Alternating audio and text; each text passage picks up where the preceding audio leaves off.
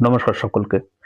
2026 সালে কোন কোন জাতক জাতিকার তুলনামূলক বেটার একটা ভালো ফল পাবে সেটা নিয়ে আলোচনা চলছে।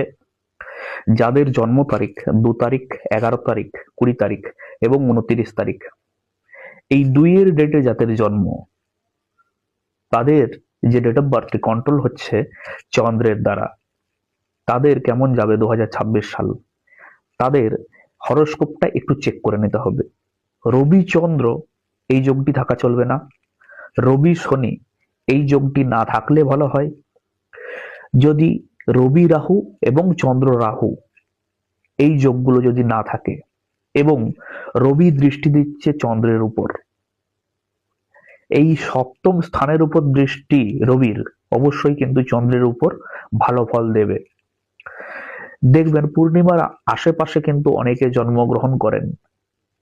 এই লগ্নে যদি রবি থাকে এবং সপ্তম ঘরে চন্দ্র থাকে, অথবা চতুর্থ ভাবে রবি থাকে এবং দশম ঘরে যদি চন্দ্র থাকে, অথবা চন্দ্র চতুর্থ ঘরে রয়েছে এবং দশম ঘরে রয়েছে রবি, এই দৃষ্টির সমন্বয় যদি ঘটে তাহলে কিন্তু একটা বেটার ফল পাবেই সেই সব জাতক জাতিক।